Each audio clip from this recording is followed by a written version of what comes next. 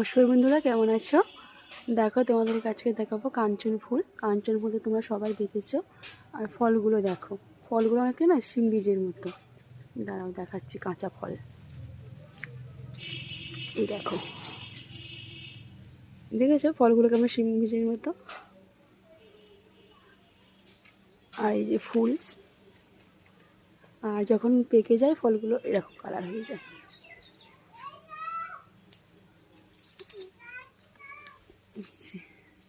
প্রচুর ফুল ফুটেছিল, সকালবেলা পুজোর জন্য তুলে নেওয়া হয়েছে।